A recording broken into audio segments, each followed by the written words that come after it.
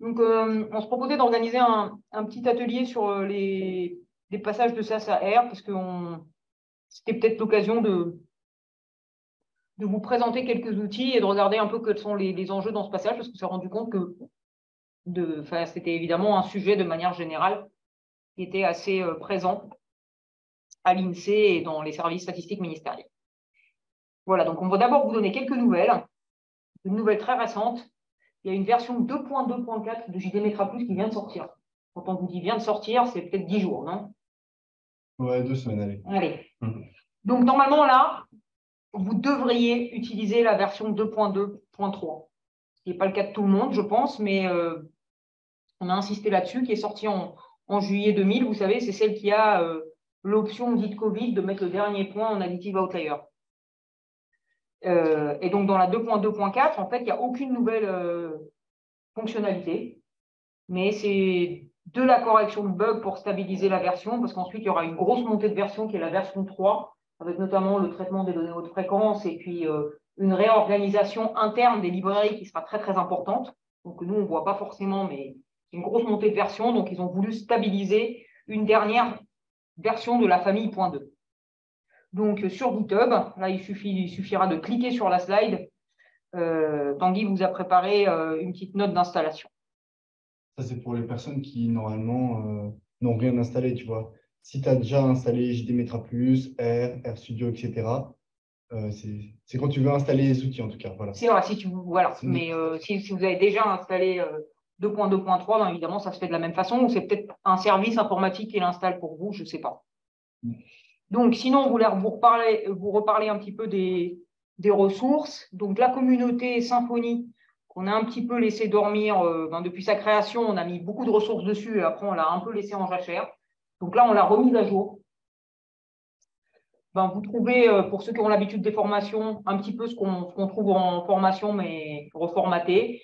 Donc, de la bibliographie, du code R avec normalement des noms de programmes suffisamment explicites pour s'y retrouver, les slides de formation, qui sont en général, là, je pense que c'est les dernières slides de la formation d'octobre, et bien sûr, les régresseurs CGO si vous en avez besoin. Vous trouvez ça aussi sur GitHub.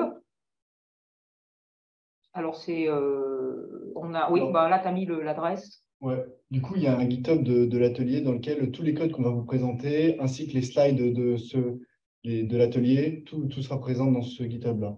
Et il contient aussi la biblio de… Vas-y, tu peux y aller si tu veux. Je vais là. Ouais. Voilà. Et du coup, là, il y a un dossier R et un dossier slide qui contiennent le diaporama qu'on est en train de voir et les programmes R qu'on va présenter. Voilà, donc si vous allez sur le GitHub de Tanguy, dans un des premiers, puisque ce sera un des derniers mises à jour répertoire, vous allez avoir ce répertoire atelier producteur où vous aurez tout. Si je reviens au slide, oui, pour ceux qui se souviennent, au cas où, on avait créé à l'époque un coffre AES. Donc celui-là, on ne le met plus à jour, vu qu'il y a les GitHub, les espaces Symfony et compagnie. On va libérer cette place. Et puis, on a commencé le mois dernier à envoyer chaque mois un récapitulatif des nouveautés et des mises à jour au cours du dernier mois à notre mailing list. Donc, normalement, vous en faites partie si vous avez tout bien reçu pour l'atelier ou si ce mail vous a été transféré. Donc, on n'a pas le truc subscribe des mails, hein, parce que vous dites-le nous, on vous ajoutera à la liste. Oui, il y a des gens qui nous disent je ne fais plus de CVS dans mes nouvelles fonctions et on les a retirés. Aussi, concernant Symfony, n'hésitez pas à vous inscrire parce qu'il y a sur l'espace Symfony, on peut demander à rejoindre l'espace ou pas. Ou si vous ne trouvez pas, demandez-nous. C'est là où en fait ça fait un peu un. Tu peux cliquer si tu veux sur. Si je vais là, vous voyez, si je vais dans Symfony, il y a un espace de ressources de saisonnalisation. C'est là où vous avez le. Merci. Voilà. Et du coup, dans cet espace-là, tu peux monter tout en haut. Ouais. On voit comment rejoindre. Là, le plus. Par exemple, toi, tu peux ajouter des personnes. Ouais. Et les personnes qui cherchent ce lien-là vont avoir la possibilité de rejoindre. Voilà, donc une personne qui veut rejoindre la communauté Symfony clique sur le plus. D'accord. C'est ça? Sinon, on n'a pas la même vue. Je pense qu'on n'a pas la même vue. Là, le plus, il te permet toi d'ajouter des personnes, mais peut-être que tu peux rejoindre comme ça. Je ne me souviens plus de la vue. Oui, mais bon, en général, c'est assez explicite. Alors, pourquoi on utilisait très peu l'intranet avant, nous? Parce que l'intranet vous n'était pas accessible en SSM. Et maintenant, l'intranet, rassurez-moi, vous avez ces classes-là tout comme nous. Oui, oui, on peut y accéder. C'était un peu compliqué de trouver le lien au départ, mais il faut se manifester. Et une Ouais. fois qu'on se manifeste, on nous envoie le lien avec un nouveau identifiant qu'on ne peut pas modifier. Ouais. Donc, il ne faut pas l'oublier. D'accord. On retrouve Super. le mail initial et après, on peut se connecter. Bon, bah, parfait. Je crois que c'est accessible aux unités, en fait, parce qu'il faut avoir un identifiant. Ah ouais? Donc, c'est accessible en SSL, mais aux agents INSEE? Il faut un identifiant unité. Non, on peut normalement demander à être habilité, mais il faut faire une demande express. C'est-à-dire que j'ai un agent, enfin un collègue douanier qui l'avait. Mais voilà, normalement, c'est possible. Ok, ben ça, c'est une info intéressante parce qu'ici, l'information qui circule, c'est que c'est accessible de manière en SSM comme ça. D'accord, ok. Donc, je l'apprends. Merci. Bon, bah, si en tout cas, on peut faire une demande, n'hésitez pas. Et si vraiment vous ne l'utilisez pas, tout à fait entre nous, si vous êtes sur la mailing list et que vous allez chercher les infos sur GitHub, ça marche aussi. Après, l'espace, c'est là aussi, Oui. ça vient un peu de blog aussi, parce que c'est Oui, là où… exactement. Puis si vous avez des gens qui initient des discussions, des choses comme ça, c'est ce que vous pouvez voir. Tout à fait. C'est comme il y a quand même une valeur ajoutée. Juste pour finir avec un peu les nouvelles. Donc les formations, prochaine formation, là, si vous avez des collègues intéressés, ce sera dans le format habituel, c'est-à-dire module initiation 2 jours, module perfectionnement 2 jours. Donc là, je vous rappelle que pour être un producteur autonome, normalement, il faut avoir suivi ces 2 modules, parce qu'il y a des choses qui sont importantes en production, comme le cruncher, etc., que nous ne faisons que en perfectionnement selon l'architecture actuelle. Donc c'est 15-16 juin et 29-30 juin, et ce sera espacé exceptionnellement de 2 semaines. Alors, ce seront les dernières formations sous ce format, parce que justement, à partir de l'automne, on va créer 2 nouveaux modules. On va créer un format producteur, donc qui sera en 3 jours. Et en fait, si vous voulez juste la base de la production CVS, CGO, c'est ce module-là qu'il faudra suivre, et donc qui sera absolument indispensable pour tous les nouveaux. Donc, si vous avez des collègues qui vous remplacent. Et puis, nous ferons l'année prochaine, ça peut intéresser des gens qui ont par ailleurs déjà suivi la formation CVS, une formation série temporelle avec R et JDMetra+, qui sera probablement 2 jours plus 2 jours, avec une possibilité d'accrocher les débutants R, mais on sera dans une optique série temporelle. C'est-à-dire qu'en gros, on n'insistera pas sur les tableaux croisés, sur les données individuelles, etc. On fera vraiment série temporelle, graphique, modèle, régression, et puis bien sûr désaisonnalisation, et peut-être désaisonnalisation de données haute fréquence, des choses comme ça. Donc ça, on le vendra peut-être avec 2 jours initiation et 2 jours perfectionnement, qui sera possible pour les gens qui font déjà du R, etc. Par exemple, faire les 2 derniers jours pour progresser sur le package R et sur les données haute fréquence, et sur JDMetra+ avec R, mais qui n'ont pas besoin d'une formation R générale. Voilà, ça ce sont un petit peu les nouvelles pour l'année prochaine, on vous tiendra au courant. Donc là, on va passer au cœur du sujet, les chaînes de production CVS CGO. Donc, l'objectif là, c'était de clarifier un petit peu la structure et les points clés d'une chaîne de production, de vous présenter les outils R utiles qu'on a déjà pour que vous puissiez remplacer vos programmes SAS, et donc que vous ne passiez pas trop de temps de votre côté éventuellement à recoder ou à reconcevoir des choses qui peuvent être compliquées. Sinon, on les a déjà en stock, si on y a déjà passé du temps côté méthodos, qui est notre rôle. Et donc, par la même occasion, de recueillir vos questions et vos besoins concernant vos évolutions de passage, d'évolution de chaîne. Hein. Donc, surtout à la fin, vous n'hésitez pas à nous expliquer un peu si vous avez des choses en tête pour 2023, s'il y a des manières dont nous pourrions intervenir. Alors, en gros, nous, dans nos chaînes CVS, CJO, ce que l'on souhaite produire, vous le savez très bien, mais je le rappelle juste comme ça, in fine, ce qui est quand même le plus intéressant, ce sont les séries CVS, CJO, ou les coefficients saisonniers correspondants qu'on va retirer ou diviser les séries brutes pour obtenir les séries CVS, CJO. Mais au cours du processus, évidemment, on a besoin d'informations intermédiaires, des séries intermédiaires, telles que par exemple la série linéarisée. On a besoin de certains paramètres et diagnostics statistiques. Du coup, souvent, on fait une boucle, hein, c'est-à-dire qu'on regarde les diagnostics, on revient sur les paramètres, on regarde les diagnostics, etc. dans l'intervention manuelle. On peut avoir besoin d'avoir des scores d'anomalie pour faire des priorisations si on a des productions assez massives. Et on veut aussi peut-être avoir des indicateurs un peu de comparaison de séries, de révision par rapport au paramétrage qu'on a précédemment modifié. Donc, quelles sont les spécificités d'une chaîne de production de séries CVS CGO? Pour moi, le principal caractère, la principale différence dans ce que l'on fait nous et vous en général, c'est qu'on fait appel à un algorithme externe très sophistiqué. Donc, en l'occurrence, par exemple, le X13 Arima qui est implémenté dans JDMetra+.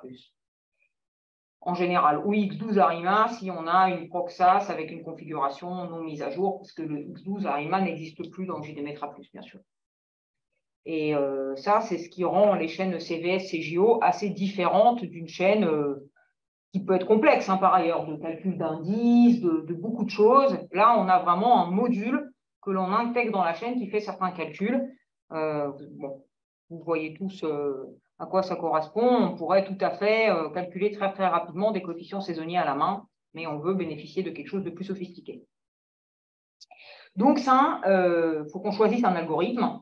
Et il faut qu'on choisisse un logiciel qui permet d'accéder à cet algorithme. Donc, en gros, à l'INSEE, on a SAS, on a l'interface JDMetra+, hein, qui a un bon accès, donc le Cruncher, j'en parlerai plus tard, et puis, bien sûr, R. Alors, ce choix de l'algorithme et du logiciel, c'est un choix qui est très, très impactant, parce que ça impacte la structure de vos données, le fait d'avoir une structure de workspace ou pas, nous y reviendrons. Ça impacte les versions accessibles. Par exemple, si vous choisissez SAS, je ne pense pas que vous ayez accès à la dernière version de X13 Arima, tout ça. Je ne pense pas que vous ayez accès à Tramosits ou à d'autres algorithmes, etc. Et ça impacte aussi les possibilités que vous avez de rafraîchir vos données. Quand je parle rafraîchissement de données, je parle des refresh policies là, que vous utilisez en infra-annuel pour gérer la production quand de nouveaux points bruts arrivent. Voilà, donc ça, c'est un choix très important. Toutefois, on a quand même certaines restrictions. C'est-à-dire qu'en gros, JDMetra+, enfin, du moins très forte recommandation, c'est le logiciel recommandé par Eurostat à tous les pays de l'Eurosystème. Et donc, l'INSEE nous demande de faire suivre cette recommandation et de faire en sorte que les services avec lesquels nous collaborons utilisent le plus possible JDMetra+. Et donc, l'algorithme recommandé, donc sous JDMetra+, ça pourrait être X13 Arima ou Tramosits, par exemple. Le but, c'est aussi d'utiliser sa dernière version. D'accord? Donc, les situations courantes à l'INSEE au sein du SSP, en règle très générale, vous utilisez déjà X13 Arima. Vous faites des appels via l'interface ou Cruncher, et vous avez des programmes auxiliaires en SAS ou déjà en R pour partie. Donc, votre problème, là, si vous êtes dans cette situation ultra courante, c'est la sortie de SAP, c'est-à-dire de remplacer le lancement du Cruncher, ça, c'est pas très compliqué, et les programmes auxiliaires par des programmes R. Ça, c'est typiquement votre situation à la VRS, par exemple. Plus rarement, mais on en connaît, vous utilisez X12 Arima avec SAS, et vous avez des programmes auxiliaires en SAS. Donc là, votre problème est double. C'est-à-dire que non seulement vous devez déjà commencer par utiliser la dernière version de l'algorithme avec le logiciel recommandé, c'est-à-dire sortir de SAS et passer à X13, et vous devez aussi faire la sortie de SAS pour ce qui concerne vos programmes auxiliaires. Donc là, peut-être parmi vous, vous me direz, hein, je crois que j'ai 2 personnes en tête, mais vous me direz qui est encore à la phase de X12 Arima en production. Voilà, donc là, si maintenant on parle un petit peu plus précisément des opérations que vous êtes amenés à mener, hein, je ne parle pas de la mise en place du processus, c'est un peu inclus dedans, mais par exemple, les campagnes annuelles, les étapes importantes, à nos yeux, c'est de pouvoir faire de l'expertise, donc peut-être d'utiliser l'interface, pouvoir faire ce qu'on appelle du selective editing, c'est-à-dire de prioriser les séries. Donc pour ça, nous, on a un package JD Cruncher que certains ont vu en formation où je vous montre un peu comment on construit nos pondérations pour avoir un score d'anomalie. Ça, je pense, par exemple, c'est quelque chose que vous avez aussi à la DARES avec des scores d'anomalie sous SAS. Que nous, on avait ça sous SAS avant, hein, donc on a dû avoir un peu les choses partagées de ce point de vue-là. Lors de campagnes annuelles, vous pouvez avoir besoin de modifier massivement les spécifications. Donc, pour ça, on a des packages qui peuvent vous aider, RJD Workspace, RJD Metra, et on a aussi du code qui manipule les fichiers XML en R, chose que l'on cherche à supprimer un peu de manière brute, mais on a des choses qui fonctionnent encore comme ça, parce que c'est des étapes qui peuvent être importantes. Hein. Si on place, là, je me place dans le cadre où j'ai en gros 1000 séries, et chaque série est susceptible d'avoir une spécification différente. Et vous pouvez aussi avoir besoin d'indicateurs, de calculs et de graphiques qui sont liés un peu à vos contrôles de révision, d'impact numérique de vos paramétrages. Donc là, on verra ce qu'on peut faire avec RJD Metra. Pour les campagnes annuelles, vous avez des points communs. Pour les campagnes infra-annuelles, pardon, vous avez des points communs avec ce que je viens de dire, hein, c'est-à-dire la modification massive des spécifications. Là, vous me direz pourquoi, notamment pour les outliers. Pour les outliers, en temps de Covid, on modifiait massivement les spécifications des séries en campagne infra-annuelle. C'est vrai qu'on n'est pas censé modifier tout le reste. Donc l'approche est un petit peu plus restrictive. On a toujours besoin d'indicateurs et de graphiques liés aux révisions, voire même encore plus à la limite. Et puis, il faut gérer les politiques de rafraîchissement. Donc, par exemple, partial concurrent, last outliers, tout ça, mise en AO, etc. Et vous avez besoin d'un output qui se produit très, très vite. Avec toutes vos séries en sortie, donc ce qui peut être fait avec le cruncher. Alors, une fois ces besoins un peu identifiés, l'organisation que nous, on recommande fortement, et en général, vous êtes aussi dans cet esprit, on recommande très fortement d'avoir la possibilité d'utiliser l'interface. Parce que sous R, vous pouvez reprogrammer graphique, tableau, etc. Et après tout, à l'interface, ils sont déjà faits. Il y en a beaucoup. Et pour ceux qui ont l'occasion déjà de travailler fréquemment avec JD Metra+, vous avez vu à quel point l'interface est riche pour bien ranger les diagnostics, bien ranger les tests, vous donner un feedback à plusieurs niveaux. Vous avez un niveau couleur aussi qui vous permet d'aller très vite. On ne se pose pas la question est-ce que si la p-value est basse, le test va dans le sens que je voulais parce que je devais rejeter H0 ou je ne sais plus. C'est vert, c'est vert. Vous voyez, ça vous permet quand même d'avoir un certain gain. Alors évidemment, et si vous avez le temps pour ça, vous pouvez refaire beaucoup de choses, mais pensez bien qu'à l'interface, c'est quand même très bien structuré et donc immédiatement disponible. Donc nous, on vous recommande fortement cette utilisation parce que d'ailleurs, même en campagne infra-annuelle, ça nous arrive toujours, il y a bien quelques séries qu'on aimerait aller revoir ou rapidement contrôler quelque chose et c'est vrai qu'à l'interface, on le voit très vite. Ce qu'on vous recommande aussi, c'est l'utilisation du cruncher parce que vous avez justement toutes les politiques de rafraîchissement avec contrainte. Donc justement, pas un simple concurrent, mais un partial concurrent last outliers, par exemple, et une production d'output très rapide. Alors évidemment, cette production d'output et ce rafraîchissement pourraient se faire directement avec l'interface à coup de clic, mais là, ce serait bien bête, parce qu'on a vu qu'en termes de clics, on l'a vu plusieurs fois ensemble, pour ceux qui sont venus en formation, c'est assez coûteux, alors que là, vous lancez, vous appuyez sur Entrée dans un petit programme et le rafraîchissement et la production d'output sont faits immédiatement. Donc, nous, on vous conseille vraiment de vous assurer que vous avez cette possibilité de faire une expertise rapide avec l'interface et d'utiliser le cruncher. Si vous êtes dans cet esprit, ça implique l'utilisation d'une structure de workspace. Vous ne pouvez pas juste avoir un data frame R, des objets TS quelque part, ce n'est pas possible. Donc, vous avez cette contrainte, nous y revenons, qui n'est pas si négative que ça, on s'en sort tous avec. Et ensuite, vous pouvez avoir des programmes auxiliaires sous R, ça nous y reviendrons plus en détail, avec évidemment la lecture directe des données avec RJD Metra, la lecture directe des données de votre workspace. Et donc, je rajoute ici que pour qu'un workspace, pour ceux qui ont vraiment des velléités d'utiliser R au maximum, il y a quand même une réserve assez forte en version 2 avec RJD Metra. C'est pour qu'un workspace soit crunchable, il lui faut des métadatas complètes. Et donc, si vous le créez avec RJD Metra, ce ne sera pas le cas. On vous conseille de créer votre workspace comme vous le faites certainement maintenant avec l'interface graphique. Et puis ensuite, vous pourrez le manipuler avec des outils R. Alors, Cette structure de workspace, on a vu que c'est quelque chose qui est vraiment une pierre angulaire, hein, parce que si vous voulez, encore une fois, utiliser l'interface et le cruncher, c'est indispensable. Donc, la première question que moi, je me poserais en mettant en place une chaîne de production, c'est ai-je vraiment besoin d'expertise manuelle ou n'en ferais-je jamais? Et est-ce que j'ai besoin du cruncher? Dans le sens, là, je n'ai peut-être pas été assez explicite parce qu'on peut se dire, est-ce que j'ai besoin du cruncher juste pour produire mon output? Et en fait, moi, ce que je veux dire ici, dont j'ai besoin du cruncher, c'est est-ce que j'ai besoin d'utiliser des refresh policies un peu plus sophistiquées? Et donc, si j'ai besoin de ça, eh bien, je suis obligé de garder cette structure de workspace. Bon, l'inconvénient, on l'a vu plusieurs fois, puis vous avez certainement eu des erreurs de votre côté, hein, nous, ça nous est arrivé 52 fois chacun.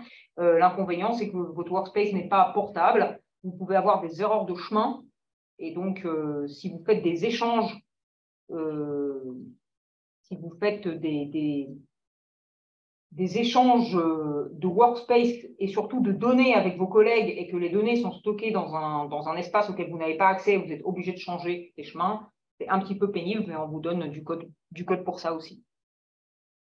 Alors, peut-on envisager une chaîne de production, justement, par exemple, qu'avec RJDemetra, hein, dont on a vu déjà qui permettait d'avoir tout l'accès aux algorithmes de JDemetra+, donc de lancer les CVS, avec des specs personnalisés, etc. Donc, peut-on faire une chaîne de production sans workspace? Ben, je dirais pas si facilement, parce qu'il va falloir gérer. Je ne parle même pas du fait de se priver de l'interface, il va falloir gérer les refresh policies tout seul. Donc, à voir. Le cas pathologique sur lequel on réfléchit parfois, mais qui, bon, je vous explique, pardon, c'est le cas pathologique, c'est si vous avez une imbrication de boucles entre les CVS et les traitements annexes. Vous avez une succession très rapide de séries désaisonnalisées qui subissent d'autres traitements, reviennent dans la désaisonnalisation, etc. Donc ça arrive à quelques personnes. Enfin, par exemple, on vient de me parler d'un cas comme ça à la CNAM qu'on m'a expliqué. Je n'ai pas encore vu ça à l'INSEE. En général, la CVS est finale. Vous partez de séries brutes qui ont été suffisamment retravaillées pour ne pas revenir dessus. Mais par exemple, là, on vient de faire une formation à la CNAM avec Tanguy et ils ont plusieurs séries sur lesquelles la CVS boucle avec des retraitements. Et donc là, s'ils n'ont pas du tout besoin de faire d'expertise et pas du tout besoin de refresh policies, on se dit que ça peut être très pratique de garder ça en R et que ça ne sorte jamais dans des workspaces, etc. C'est un cas un peu frontière. Encore que, moi, je trouve que tout pourrait se faire. Hein, c'est vraiment une question on pourrait tout à fait imaginer de faire autant de workspace que d'étapes. Bon, après, si on a 1250, il faudrait voir comment générer tout ça, mais on pourrait faire autant de workspace que d'étapes et les réalimenter à chaque fois. Mais là, ce qu'on se dit, c'est que c'est typiquement des boucles où l'expertise manuelle n'a aucune importance. Et il n'y a pas tellement de rafraîchissement de données au sens où on l'entend nous. Donc, on peut tout à fait avoir quelques objets time series dans R et ne jamais créer de workspace et faire directement toute la désaisonnalisation avec RJDemetra.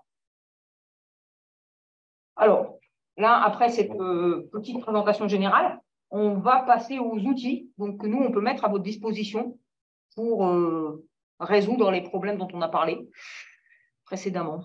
Est-ce que vous avez des questions peut-être à ce stade? Ou est-ce que vous préférez peut-être qu'on vous présente les outils? Peut-être vous allez pouvoir nous dire ce qui vous manque ou ce dans quoi il faut qu'on investisse. Nous, on sait un peu ce qu'il faudrait qu'on améliore. Mais... Bonjour. Oui, bonjour. J'avais une petite question tout à l'heure, Anna, sur ce que tu disais. Est-ce qu'on a besoin du cruncher? Tu disais que les options de rafraîchissement, tu parlais des options de rafraîchissement, mais si on n'utilise pas le cruncher, il y a quand même plusieurs options de rafraîchissement. Ça veut dire qu'avec le cruncher, on en a d'autres? Non, ça veut dire que tu n'es pas obligé de cliquer pour les obtenir à chaque... Ah, c'est juste pas obligé. D'accord. Ouais, tout à fait. Il n'y en a pas d'autres. Effectivement, c'est exactement les mêmes. OK. Mais à chaque campagne... Ah oui. Bah, si tu as peut-être un workspace avec... Parce que c'est vrai que sinon, à chaque campagne, c'est toujours le problème. Il faut que tu ouvres le workspace, que tu sélectionnes l'ensemble de tes séries, ça va vite. Tu cliques sur Refresh, admettons, ça marche. Et ce qui est un peu plus pénible avec JDemetra, ça, on le voit, c'est vraiment de générer l'output à partir de l'interface. C'est beaucoup plus lent que le cruncher. Tout à fait. Ouais. OK, non, mais c'était juste pour une petite précision. Merci. Donc, les outils, on les a classés en 2 catégories. On en oublie peut-être. Export, ce dont on a besoin finalement, et puis des outils auxiliaires d'expertise pour faciliter l'expertise manuelle, et puis la personnalisation des spécifications. Donc, rafraîchissement des données et export, ben, pour le rafraîchissement, vous voyez, à chaque fois que vous avez les liens là, vous avez le paquet, vous utilisez de préférence le cruncher. Donc, si vous voulez utiliser ça et que vous le lancez encore tout ça, par exemple, vous avez deux possibilités pour passer à R. Vous avez le package RJWSA Cruncher qui est directement sur le cran. Donc, vous mettez install package en R. Ça marche très bien. Donc, celui-là vous fait la mise à jour du workspace, hein, qui doit du coup, pour le coup, être valide avec le chemin de données. Donc, vous choisissez votre politique de rafraîchissement et ça vous produit votre output paramétré. Et vous avez le package JD Cruncher de l'INSEE, donc qui est disponible sur le GitHub INSEE.fr, INSEE.fr, pardon. Et en fait, il fait ce que fait déjà RJWSA Cruncher, mais il vous ajoute ce bilan qualité sous R avec la possibilité de paramétrer ses poids et de sortir des fichiers avec des scores d'anomalies par série et des scores d'anomalies pondérés aussi par série. Donc, si vous voulez sélectionner une population de séries pour faire de l'expertise manuelle parce que vous n'avez pas le temps d'expertiser vos 5000 séries, eh bien, ça, c'est un très bon outil. Ensuite, l'impact pour gérer l'impact numérique des changements de paramètres, hein, c'est-à-dire typiquement, vous êtes en train de faire de l'expertise manuelle. Vous voyez là dans l'interface, je change des outliers, peut-être des régresseurs CJO, la valeur critique de détection des outliers, etc. Peut-être même un filtre dans X11. Donc là, quand je vais cliquer sur Apply là, dans JDMetra+, je vais peut-être avoir tous mes diagnostics qui passent au vert, mais je ne vois pas directement l'impact numérique de mes changements. Et ça peut être très important. C'était très, très important en temps de pandémie pour les gens qui n'étaient pas passés à l'utilisation des coefficients projetés. Parce que là, on se méfiait énormément des outliers non détectés, etc. Donc, qu'est-ce que vous faites dans ces cas-là? Le plus simple, bon, vous pouvez toujours exporter votre output à chaque fois ou copier votre table de résultats dans Excel et faire quelque chose. Mais vous pouvez avoir du code qui utilise le package RJDMetra qui vous lie plusieurs workspaces d'un coup, c'est-à-dire un workspace où vous aurez sauvé votre base en quelque sorte et un workspace où vous enregistrez vos modifications. Et ça vous compare une série dans plusieurs versions de workspace. Et là, vous faites les graphiques, les tableaux, etc. qui vous intéressent. Donc, nous, on vous donne un code comme ça de base et que vous pouvez arranger, qui est très, très utile parce que, en plus, pour faire tourner le code, il faut juste que vous fassiez save dans votre interface JDMetra+, et vous faites tourner votre code. Vous n'avez pas besoin de sortir, de cruncher, d'exporter, rien. Ça va devenir des objets R tout de suite. Voilà. Vous avez un autre point qui est important, c'est la sélection de régresseurs CJO. Donc, il faut avoir un programme de choix avec des critères, hein, que vous aurez adapté peut-être à vos besoins ou si vous voulez suivre les nôtres, parmi les différents jeux qu'on propose nous ou les vôtres. Donc, typiquement, pour les gens qui utilisent les régresseurs INSEE, ce serait comment choisir entre règle 1 leap year, tac, tac, tac, jusqu'à règle 6 leap year. Donc, il y a des séries où on se dit on va faire une présélection parce qu'il y a des jeux qui ne sont pas crédibles ou qu'on n'a pas envie d'utiliser. Par exemple, vous nous disiez récemment aux douanes, on n'a pas envie de distinguer le samedi du dimanche. Eh bien, d'accord, très bien. Donc, ça exclut un certain nombre de jeux. Donc, on restreint la sélection. Donc, nous, on a un programme à vous proposer qui fait ça dans un contexte d'estimation JDMetra+, c'est-à-dire qu'on ne le fait pas en dehors et on réinjecte les régresseurs après. On fait vraiment une désaisonnalisation automatique qui teste tous les jeux de régresseurs et on pénalise avec des notes, avec des petits scores, effet de jour d'ouvrage résiduel sur la série désaisonnalisée, sur les réguliers, etc. Et ensuite, un modèle, à note égale, on prend un critère d'information, l'AIC corrigé en l'occurrence, pour choisir entre deux jeux. Et puis, si c'est encore complètement égalité, je crois qu'on prend le jeu qui a le moins de variables explicatives. Voilà, donc on a un programme qui permet de faire ça avec qui est fondé sur des workspaces JDMetra+. Donc ça peut être quelque chose d'important. Et vous pouvez aussi vraiment exploiter l'occasion d'une petite refonte de votre chaîne, d'un passage à R pour revoir la manière dont vous sélectionnez vos régresseurs.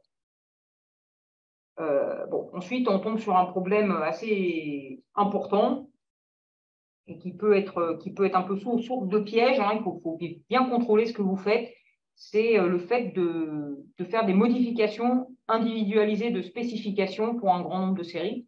Donc là, on est bien dans le cas où, bon, si vous avez 1000 séries, mais vous savez pour quelle moitié de population vous glissez l'aspect Regain leap year avec certains outliers Covid et pour quelle moitié de population l'autre, là, tout va bien. Hein, ça se gère très très bien une fois à l'interface et ensuite c'est fait. Mais si vous êtes dans le cas où vous voulez personnaliser chaque spécification, avec notamment l'attribution des régresseurs CGO, une fois que vous les avez sélectionnés, il va bien falloir faire correspondre le bon jeu à la bonne série. Donc, si vous avez 1000 séries, vous avez un matching de 1000 à faire, en fait.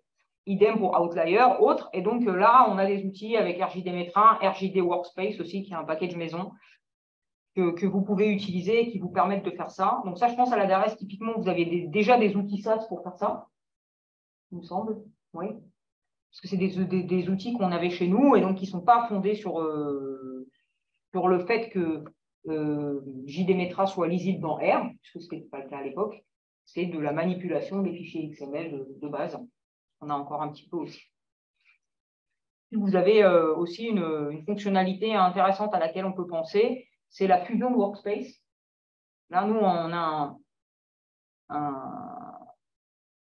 Alors, j'étais en train de regarder la slide parce qu'en fait, on n'a pas mis, j'ai oublié de mettre dans la slide le nom du package qui le fait, c'est RJD Workspace. Et donc, l'idée, c'est de fusionner des workspaces comme on fusionne des tables selon une clé. Donc, le cas d'utilisation classique, que nous, on a déjà utilisé, c'est vous êtes en campagne annuelle, vous avez votre workspace de référence, c'est-à-dire le workspace qui tourne, celui qui est en vigueur. Puis, à côté de ça, vous estimez un workspace automatique. Vous avez fait tourner JD Cruncher, vous avez des scores d'anomalies, etc. Et par exemple, pour une population de séries que vous ne pouvez pas regarder à la main, parce que vous en avez beaucoup trop, c'est toujours le problème, vous vous dites, partout où le score de mon workspace automatique est par exemple de 5 points plus bas que le score de mon workspace de référence, je vais remplacer ma série dans le workspace de référence. Et donc ça, on a un outil pour faire ça aussi, ça peut être très intéressant. En fait, l'ensemble de ces outils-là, c'est vraiment pour vous éviter la perte de temps et les risques en clic dans toutes les opérations de masse. Donc là, j'en arrive à la conclusion. La conclusion, écoutez, si vous avez des chaînes à modifier cette année, donc nous, déjà, on serait très intéressés de savoir qui a des travaux en vue. Donc, ce qu'il faut que vous identifiez bien, c'est votre chaîne cible, un peu par rapport aux contraintes qu'on a évoquées. C'est-à-dire, s'il vous plaît, utilisez JD Metra+, c'est le logiciel recommandé. Utilisez X13 Arima, sauf si vous avez une bonne raison d'utiliser Tramosits, encore, comme c'est le cas à la Ponce pour les séries trimestrielles. Tout à fait. Quoique cette année, nous allons essayer de travailler sur un X11 généralisé pour les séries trimestrielles. On va voir si on va vous basculer ça. À voir. Enfin, voilà, utilisez les bons algorithmes et ensuite, vous avez la possibilité, vous, pour le gros travail, c'est de remplacer vos programmes SaaS auxiliaires, puisque, fort heureusement, le cœur de l'algorithme a été fait pour nous, c'est très bien en train de le refaire. Donc, vous avez la possibilité d'utiliser les modèles de code qu'on vous donne et qu'on vous a mis sous GitHub. Et bien sûr, de nous demander de l'aide si vous avez une refonte en cours. Et donc, comme je vous le disais, qui dit refonte, c'est l'occasion de revoir des choix méthodologiques structurants. Il faut en profiter à ce moment-là. La longueur des séries, savoir si on n'est pas sur des séries de plus de 15-20 ans, est-ce qu'on ne gagnerait pas à faire une estimation sur une période plus courte, quitte à faire un raccord, à voir si la période de diffusion de séries n'a pas intérêt à être encore plus courte que la période d'estimation, etc. Voilà. Donc ça, c'est ce sur quoi on voulait attirer votre attention. Et du coup, les ressources, j'ai mis 2 points, et là, j'ai oublié de mettre le lien. Mais c'est ce qu'on vous a montré tout à l'heure. C'est le GitHub Atelier Producteur. Là. On va revenir dedans pour regarder un petit peu ensemble ce qui est disponible. Et on se disait que du coup, si on avait un petit peu de retour, on fera peut-être un atelier en juin prochain pour présenter un peu si certains d'entre vous ont fait des modifications dans leur chaîne, faire un petit peu d'études de cas et puis peut-être des questions de réponse d'expertise aussi que vous pourrez vous poser en ayant justement fait ou revu des choix méthodologiques structurants. Voilà, merci de votre attention pour cette présentation.